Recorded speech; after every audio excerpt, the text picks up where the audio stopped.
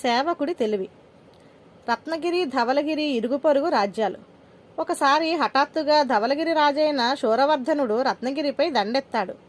ధవలగిరికున్నంత సైనిక బలం రత్నగిరికి లేదు. రత్నగిరి రాజైన కీర్తివర్ధనుడు సంధి ప్రయత్నాలు ప్రారంభించాడు. శూరవర్ధనుడు అందుకు ఒప్పుకొని సంధి షరతులు కుదుర్చుకునేందుకు రత్నగిరికి వచ్చాడు. అంతఃపురంలో రాజులిద్దరూ సమావేశమయ్యారు. ఆ సమయంలో సేవకుడొకడు తాగేందుకు చల్లని పానీయాలు తెచ్చాడు. అక్కడ అతడికి ఒక సమస్య ఎదురైంది. పానీయాన్ని ముందుగా తమ రాజైన కీర్తివర్ధనుడికిస్తే తనను అలక్ష్యం చేశారని శూరవర్ధనుడికి కోపం రావచ్చు. అలాగాక పానీయాన్ని ముందుగా శూరవర్ధనుడికే ఇస్తే తన సేవకుడే తనను తక్కువ చేశాడని కీర్తివర్ధనుడికి బాధ కలగవచ్చు. సేవకుడు ఒక తెలివైన ఆలోచన చేశాడు. పానీయాన్ని ముందుగా కీర్తివర్ధనుడికిస్తూ, ప్రభు, మహారాజు శూరవర్ధనుల వారికి తమను స్వయంగా దీన్ని ఇవ్వప్రార్థన.